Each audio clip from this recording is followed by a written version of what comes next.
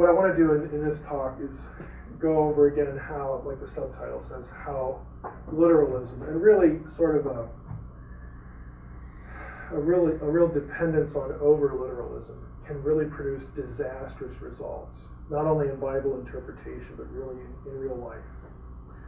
And this, in my mind, is one of the best examples. Now, what I'm not saying is that it's never legitimate to interpret the Bible literally. Okay? I'm not saying that. I'm not arguing that you should always interpret the Bible some other way. Again, that's just absurd. Language is flexible. Texts are flexible. If you can figure out what literalism means, that helps. It's kind of an evasive target. When I say water, what do I mean? The first thing you have to ask is it a noun or a verb? If it's a noun, do I mean H2O? Am I talking about a chemical formula? Am I talking about a pond, a lake, a drop, a stain? Am I talking abstractly? The waters of heaven. Okay. Literalism is a moving target. We just sort of think we know what it is, but again, it's not that easy. But I don't really care about that. That's not the point. What I'm saying here in this talk today at this point is, if you can only think that way, sometimes historically it has really produced bad results. So, here are the questions. When it comes to race, this whole problem has a history. How did theories of race develop in Western Europe, in Western culture? I don't know if you've ever asked yourself this question, but have you ever asked, like, where did this thinking come from? That we've got like different races and some are superior and inferior, because after all, the Bible, says every human being was created in God's image. How did we go from that? Something that just seems really clear. And the Bible has dominated Western thinking, for millennia. How could people have missed that and come up with all these kind of strange ideas about race? How did that happen? On what basis did Christians, before, during, and after the Civil War, justify slavery using the Bible? Lots of them. You go back and you read the treatises of the day, the political debates. It can get unbelievably offensive, by our standards today. But people will quote Bible verses to justify just really offensive and strange ideas. Well, how did they think that worked? Like, why did they think that was a good strategy? And again, how did the whole imaging idea get sidestepped? Well, here's a short history of how we got into this problem. It begins really with the age of exploration, as far as, again, racism. I mean, obviously before the 15th century, people could look at each other and see physical differences. Okay, everybody knew that.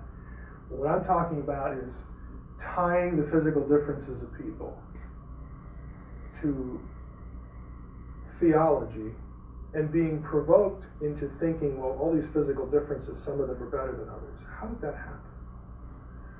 So the late 15th century onward is really a mind shift in civilization. The old world, again, this is Europe, Africa, Middle East, and they're all connected. They have the Mediterranean sort of in the way there, but they're all connected. That's the old world. That's the world everybody knew prior to crossing the Atlantic, prior to exploring, way, way, way east, way, way, way south, way, way, way north, and having ships that could make these long voyages naturally resulted in people running into places that had people that had not been encountered before. So that was a significant shift. But if you're all on one side of the earth, if you're all like, hey, all this stuff's joining, so you have migrations, we get it. That all changes when people cross the Atlantic. And they run into, Indians. That's where they thought they were, the Indies. But they run into people, and after a while they figure out, well, this isn't the Indies. This is something else. Where did they come from? how in the world did they get here? Because this landmass really isn't connected to the other one in any way that we can conceive. How in the world do you get people over here? That was a huge blow. That was just really unexpected. So what do? Again, with these parts of the world where we're encountering people. So the New World was this real mind shift. Again, before the discovery of the New World, conceptions of what people would find was often influenced by mythology. And the mythology comes from greater antiquity. And it's just crazy stuff. For instance, did you know that in foreign lands there were monopods? C.S. Lewis has this kind of stuff in The Voyage of the Dawn Treader, if you've ever read that. This is from the Nuremberg Chronicle of 1493. Well, we've heard that there are distant lands, or we imagine there to be distant lands, like over the Atlantic, and you're going to run into people that look like this. Greek term is skiopods, shadow feet in Greek, because their feet were so big they could rest under the shade of them. It's just, again, it's cartoonish absurdity. But you'll find this, again, in Greek texts, like Pliny the Elder in his Natural History. And guess what? Augustine in the City of God. Oh boy. Isn't that disturbing? Yeah. Because they're reading, other sources. He has a whole chapter called Whether Certain Monstrous Races of Men Are Derived from the Stock of Adam or Noah's Sons. So he's already bought into the mythology that there are these freakish men somewhere out there in lands that we really, haven't encountered. And if we happen to run into one, or if they're out there, and we presume they are, do they descend from Adam? See, that's going to be the question. When explorers in the 15th century start encountering humans where they don't expect to encounter them, and they're not freaks, this becomes the question. How'd they get there? Maybe they're not descended from Adam like we are. That's where it's going to go. Another one, the bleme, people without necks. Pliny, Natural History. You just didn't know. It's amazing, what people actually believe, but again, they don't know because they haven't been to those other places. So they make it up. That's what they do. 19th century, you get something else happen. So we've got the Age of Exploration kickstarts in the 15th century, and of course, it never stops. 19th century, you get the decipherment of ancient Near Eastern languages. This was another big deal. Because once Egyptian hieroglyphs were translated into English and other European languages, and Mesopotamian cuneiform, lo and behold, those cultures had long histories of humanity and long chronologies of kings and cities and other people that were not in the Bible. Some of them were, some of them weren't. So it's like, okay, who's right? What do we do with this information? Because up until this point, we didn't know it even existed. We only had the Bible. There were clear parallels, again, to stories of human origins, pre-flood civilizations. So there was some attachment to the Bible, but it was different. It had new information that, on the surface, it just didn't look like it could be put together. The chronologies and histories were a big deal because of Ussher. Now, Ussher lived in the 1600s. So he has this long chronology figured out based on biblical genealogies. But the problem with it, there's lots of problems with it, but one of the problems with it is Ussher's flood date calculated to 2348 BC, which is in the middle of the Pyramid Age, the Old Kingdom. But we didn't know that until we discovered and deciphered Egyptian. Oops. Well, how can you, because if we string those Egyptian chronologies together, and they're like normal lifespans and normal reign lengths, it's nothing bizarre like people reigning 100,000 years, they're just normal. You string all those together, and you know what, there's a couple of them, like Shoshank. If that's the biblical Shishak, well now we can sort of correlate a chronology here and maybe Ramses or something like that, depending on when you date the Exodus. But if you work all that out, guess what? We have the Great Flood right in the middle of the Pyramid Age. That just doesn't work.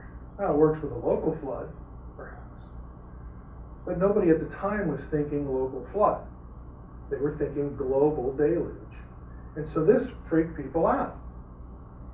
What do we do with that? We got new people, we got new histories of civilization, we've got new chronologies. What in the world should we do? And we won't go through the list. The Sumerian king list here is probably the most interesting because there are names in this list that correlate with Genesis 5. Not even the chronologies, but anyway, subject for another time. 17th and 18th century, this is the one that often isn't thought of, unless you've read the portent. The decipherment of Sanskrit in 17th, 18th century. Same thing. Now this is from ancient India. So this is not a place that you'll find in the Table of Nations in Genesis 10. This is a whole separate culture. And lo and behold, they've got a long history of human habitation with chronologies and empires and king lists and all this other stuff. How in the world do we reconcile this material with the Bible? We've got new people, new histories, new chronologies in places that aren't part of the biblical picture. This created a crisis. In the 18th, 19th centuries, this was a huge deal to lots and lots of people. When Sanskrit was deciphered, here's another twist, it was found to be central to the field of comparative linguistics. Okay, the Sanskrit became sort of the premier language to study if you were going into linguistics at the time. Because Sanskrit, an ancient Indian language, turned out to be Indo-European. That's where we get the word Indo-European.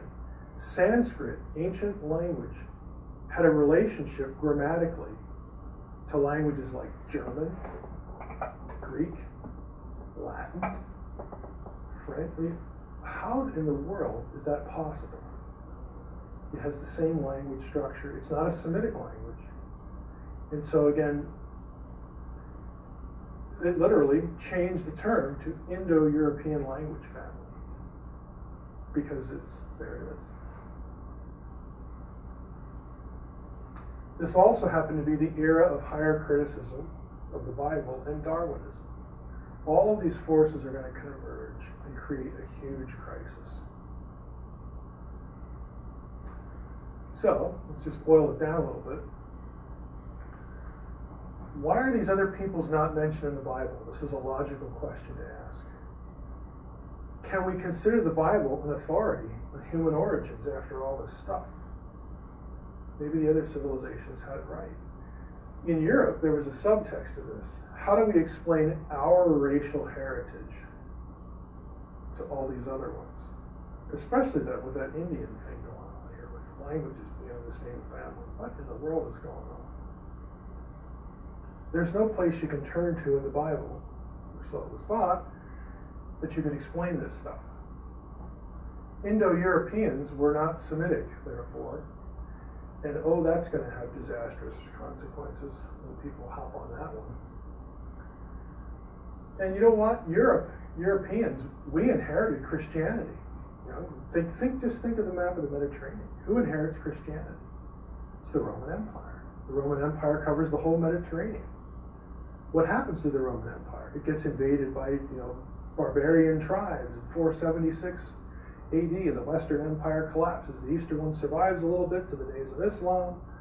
Okay, but all those tribes eventually form the countries, the states of Europe.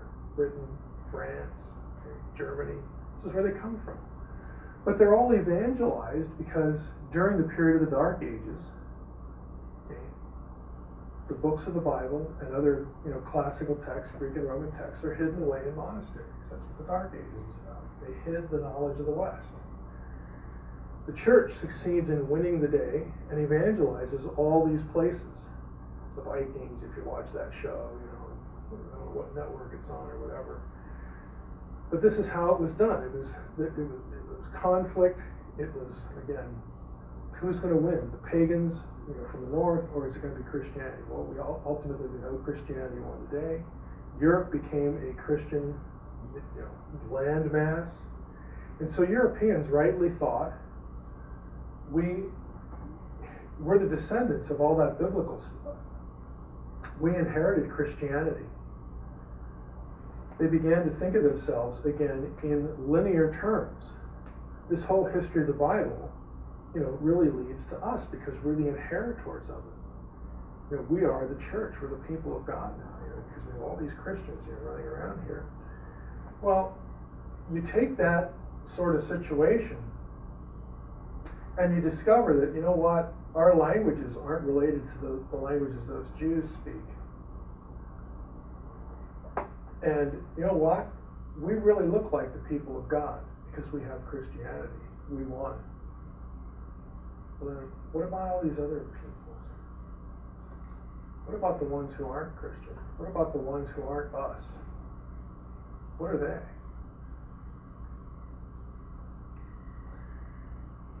This is the quote from an article here. At the beginning of the modern period, controversies having to do with the extent and the causes of human diversity were motivated by a genuine concern to make sense of the new ethnographic and physical anthropological information that was flooding into Europe as a consequence of the rapid rise of exploration, trade, and colonization.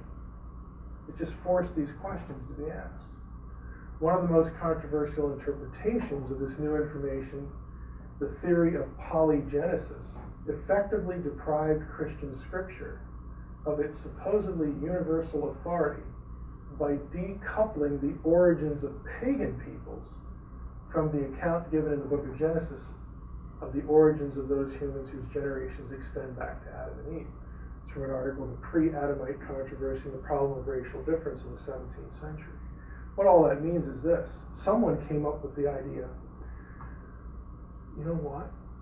I'll bet a good way to explain this from the Bible is to posit the idea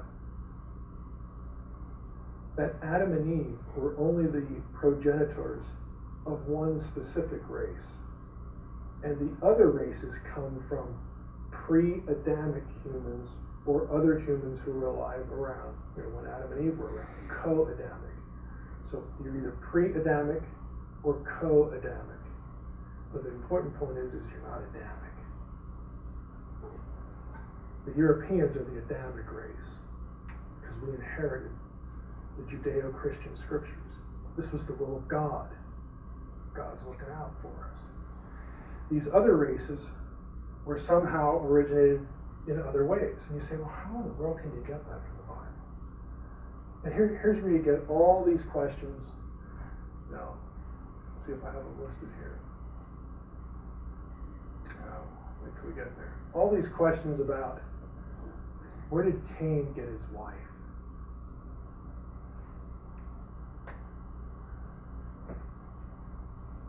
How could Cain build a city after he got married by himself, just in his wife? There had to be other people around, right? Is it possible that Cain and Abel had different fathers? Because in Genesis 4:1, Eve says, I have gotten a man, and then there's a little particle, Hebrew particle, et, which can be translated with the Lord.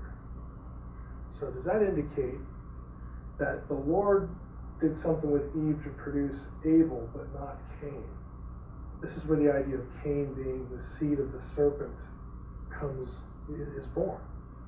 It's actually born in antiquity, but this is where it really sort of takes off, takes up steam, because it was a little opening in the text for people to posit another way to raise up a different racial line. What about the mark on Cain? Maybe that meant he was black. What about the curse on Ham? Maybe that was the color of his skin. people started using little snippets, little phrases, little things in the Bible as footholds to come up with biblical reasons, biblical explanations for how there could be other races of humans. Because they needed to, in their mind. They needed to answer these questions. Because they wanted to retain biblical authority. It's a natural impulse. If they care about the Bible, they've got to find this stuff in the Bible somewhere. They've got to use the Bible somehow to explain it. So their motivations might have been good, but they come up with really goofy stuff. And unfortunately, the law of unintended consequences, it leads to disastrous results, historically. Now, for unbelievers, this was a great time to be alive. Okay, because you could divorce the Bible from human origins. Darwinism and the new science of geology and paleontology, dinosaur bones and all this stuff. You know, that was awesome because the Bible couldn't accommodate that. You know, you could, some of them, this was sort of the scientific-minded people, they just, now they found new reasons to just get rid of Scripture. Wonderful time to be alive. But there were others who decided, well, this sort of gives us the freedom to wonder about other texts, and let's approach them literally, like we did the Bible before, and see what comes out. So this is the era where you get alternative histories and things like the hollow earth, and theosophy and Ariosophy. Again, myths about alternative races and Atlantis and all the subterranean civilizations. This is the period where all of that begins. And they're free to use more than the Bible. Well, I'm going to take one sentence out of Plato that talks about Atlantis, and I'm going to write a book that has it as a full-blown civilization. And down to the thing where I know how the city streets were laid out, I know what they ate for breakfast, just this crazy stuff that you read in this period that is the direct result of over-literalizing texts. It was just open season. Human origins, hey, let's come up with a new theory here because we can't rely on this one over here anymore. And you had an amazing output. This is why I don't know, again, for those of you who are familiar with me, I'm often on radio shows talking about like ancient alien stuff, debunking that. All of that stuff comes from the 19th century. It's either this kind of literature or it's 19th century horror writers. They are literally making this stuff up. But now, we have people that take that and treat it like it's gospel truth.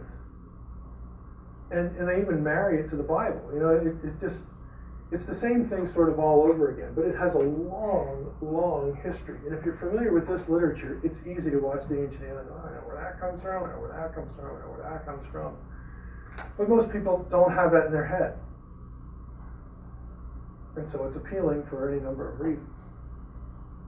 Anti-Semitism gets a new rationale too. Isn't it great? Isn't it great that we're not Semitic? Sounds like a stupid song, Isn't it great to be not Semitic? Because we're Indo-European now, and now we have a little better clarification on how to divide the races. And there's no way that we can be related to them. And that's a good thing because they were Christ killers to begin with. Oh yeah. I wonder where they descend from.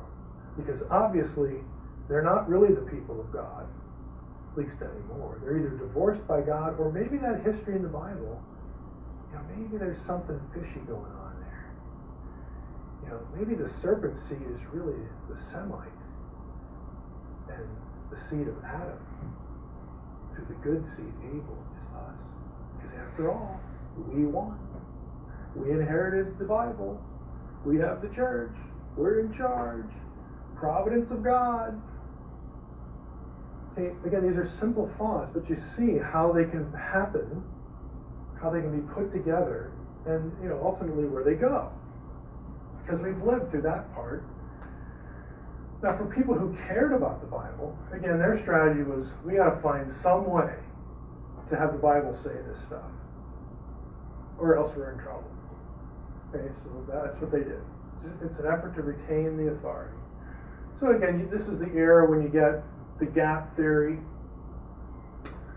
Well, we'll posit a gap between Genesis 1 and 2. It's kind of a nice theory. This will be where we put all that dinosaur stuff and all the fossils, and we'll have the fall of Satan in there, and we'll have a pre-Adamic race in there, because if there's other races of humans before Genesis 1-2, then we know that the Adamic race that happens 24 verses later isn't this one.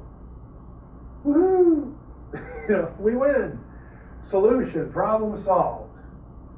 It's contrived. It has a history. Not only that, but you can't exegetically defend the gap theory either, because of the Hebrew syntax that we talked about before. But, who cares? People just don't care. It still today is a theory that's popular because it answers certain questions. It has explanatory value. Okay? It had explanatory value when it was invented.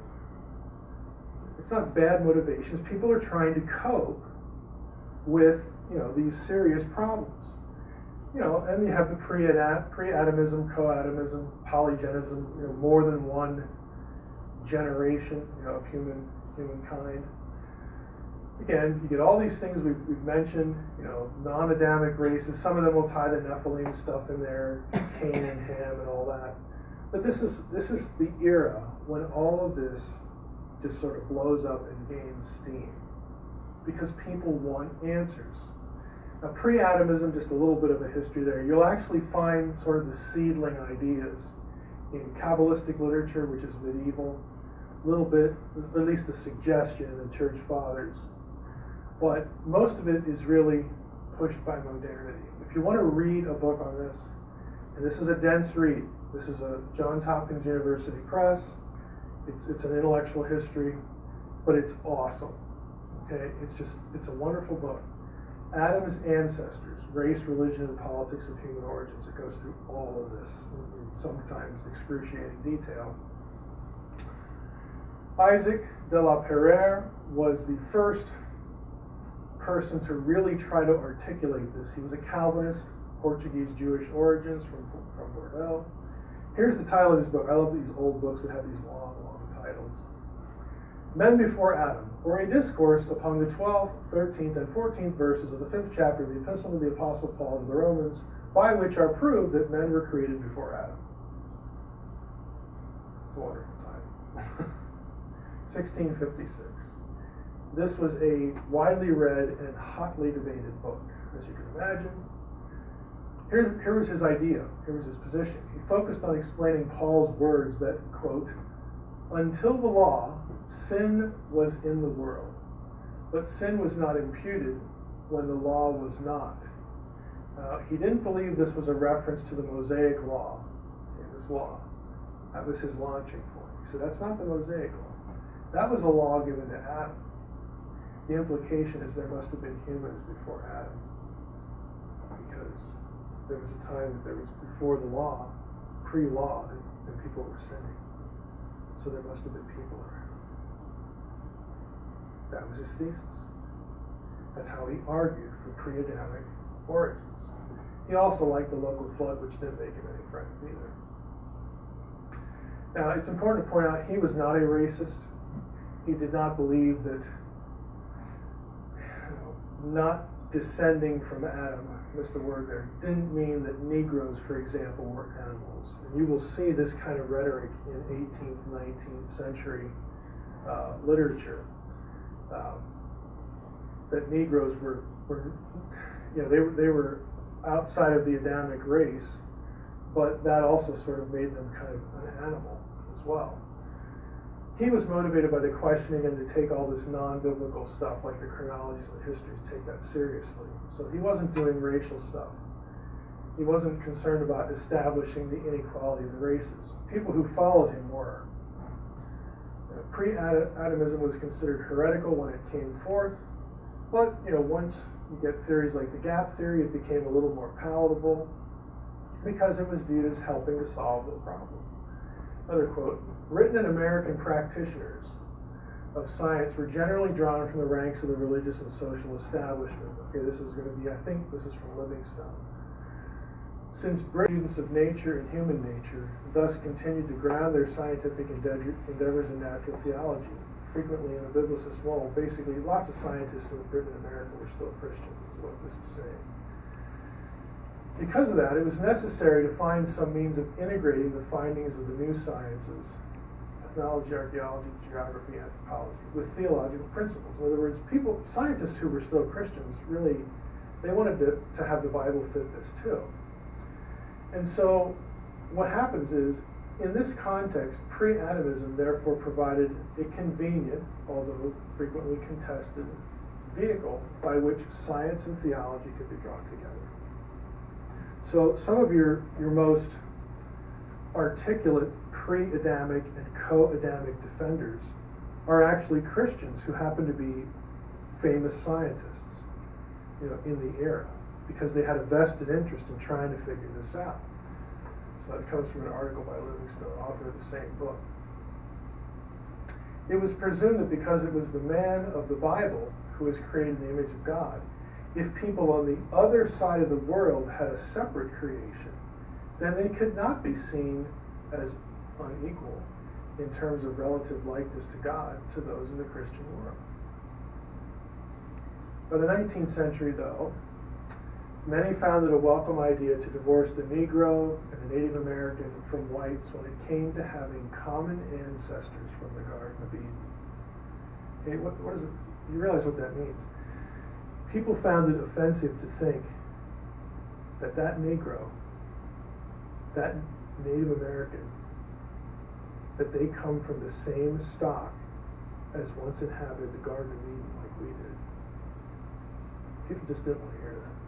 There were a lot of people that just did not want to hear that, because they viewed the other races as inherently inferior. So to suggest that we all come from Eden, no, we don't. No, we don't. They just didn't want to buy it. So one origin, one Adamic race, and there are no other races, requires you to admit that. So polygenism was like, now we have a way to divorce ourselves from the Negro, from the Native American, from the Indian. In some contexts, missionary work suffered. The philosophy was, let them alone. They aren't descended from Adam and Eve. They aren't like us. Let them alone. Others, though, soon shifted to, they're not like us, so let's dominate them. Let's enslave them. If they didn't descend from Adam and Eve, they weren't created in God's image. Therefore, they can't really be like fully human, which means they're sort of like subhuman. And once you go to the subhuman, you're thinking in animalistic terms. And that's where this rhetoric comes from. So this sort of racist thinking is driven, probably a strong word, for some it was driven. Let's just say this sort of racist thinking was an unintended consequence of the need to account for other races in the world that were discovered and maintain biblical authority. We have to find this stuff in the Bible somewhere. We have to come up with an explanation that jives with the Bible somehow. And the easy path, as bizarre as it sounds to us, was to have separate creations of humans. Pre-Adamism and co-Adamism. And the Europeans, the ones who are doing the thinking here, the ones who are driving the bus, they get to be descended from Adam. They're the ones who come from Eden. They're the ones who are in the image of God. They're the race, catch this, who are the most like God. The other ones are not. And it works out historically into slavery, justification of slavery, and all sorts of really horrible stuff. And this is why the Christian community, many in the Christian community, especially those who depended on the slave trade, like in the American South, this is why they thought what they were doing was a biblical position. because they're not humans like us. Now, eventually, people in Europe and people in America are going to resist this a lot. You're going to have the abolitionist movement come out. You're going to have clearer thinking win the day. But this is why you have Christians on both sides of this issue. Again, feeling forced in the name of defending biblical authority or biblical literalism or something, we've got to come up with an explanation. And this is where they went. You had racists, Caldwell, Morton, Joseph, Josiah. Now, if you ever read anything about the history of race, the racial stuff in America, these are familiar names.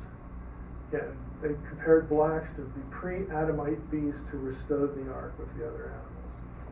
And they could use that rhetoric because, again, they didn't think of them as human in the truly Adamic terms. They thought of them as something else. They're a different category. Carroll denied blacks had souls, since pre-Adamites wouldn't have had any before God invented them for the white Adam and his kin. See, it was Adam, remember in Eden, that God breathed into him, and man became a living soul. It didn't happen to the others. And you see the thinking. Again, just this whole inferiority rhetoric, even the evolutionary thinking. Only God could have directed evolution to produce the white race. I mean, even they get in on the bandwagon here. So again, eventually in Europe, polygenism is going to fuel the Aryan invasion theory. That's, we're going to get around to ancient India. How did the ancient Indian language, how did Sanskrit have Indo-European origins? It's easy. People who lived in Europe migrated down there in ancient times and civilized the savages, and then eventually at some point moved back to Europe. Aryan means high-born, okay, superior race, master race. And there's a master race in India because we put them there through our migrations. It's all about us, the Europeans. Now eventually the Germans are going to take this one step further and say, you know what? We kind of like that master race idea, but you know what? It's not really all of Europe because the Germans are even better. Because we have this ancestry from the north. There was this whole, again, logic chain about Nordic origins that made the Germans the masters of the master race, the ultimate master race. This is where you get Aryan racial mythology, which the Nazis loved and used, for their own propaganda. It has its roots in this problem, this discussion, because people just ran with it and just did crazy stuff with it to legitimize what they wanted to do politically, what they wanted to do economically, what they wanted to do really religiously. They just took it and ran with the wind. And we're still living with the results. We're still in this boat. So anyway, that's the end of it. We can take Q&A, we can break for a little while. But I think the lesson here again is, look, it's reflexively, it's an understandable thing when science comes along with a finding that appears to contradict or do damage to the Bible, to think a thought like, we gotta find that in the Bible somewhere. It's in a Bible code, or like it's, in the shape of the letters of Hebrew. All these things, by the way, are still current. Bible codes and letter shapes, encoding encrypted mathematical information about the quantum world. It's just bizarre stuff. But it comes, with this impulse of protecting Scripture, which is a good impulse. But sometimes these impulses have serious, unintended consequences. Because you don't know what the next guy down the road is going to do with your idea. Or the next generation. Your idea becomes popular. You don't get to control that. You don't get to decide how that's applied. It's unintended consequences. That really you don't even have to create that theory, in my view, is if you're thinking better about Scripture. And now we're back to the Genesis talk. Just let the Bible be what it is. The Bible doesn't discuss these other races for a simple reason. Nobody knew about them. Nobody knew about these places. The biblical writers tell you what the nations were that they knew about. They list them in Genesis 10. There's 70 of them. The Bible is an ancient, pre-scientific, Mediterranean-centered document. This is where God chose to speak, and when God chose to speak, and how God decided he would speak. These are God's decisions, not mine. No one else's. So, God deemed people back then fully capable of writing out their own history, and he's going to act in their history, and he wants them to write that down so there's no mistake that I am active in human history, I'm interested in human history, I have a plan for humanity. All this stuff that we read in Scripture, this is what God wanted communicated. He's not articulating racial theory. He's not articulating the answer to Darwinism. Darwinism is not even in the picture. He's articulating things that theologically are just crucial to believe, to hold, that can be tested for coherence among their competing theological ideas. And that's what philosophers do, that's what theologians do, that's what biblical scholars do, it's what we're supposed to do. But instead we find ourselves at times fighting these debates where we cede ground to the other side. We let them frame the discussion. And all I'm saying is don't. Don't let them frame the discussion. You frame it. Because otherwise you're playing on their home turf. And you're going to have to retreat, like back in this day. Well, we got to come up with something here, that'll satisfy our community. Even if the scientists hate it, we'll be okay. So let's do that polygenism thing. That works. Oh yeah, it worked. Worked a little too well, actually.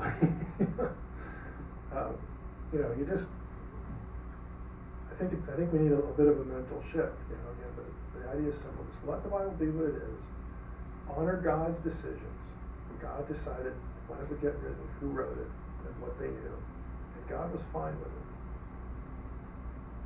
It's okay. God knew what he was doing. He knew what he was getting. Just let it go. Let it go.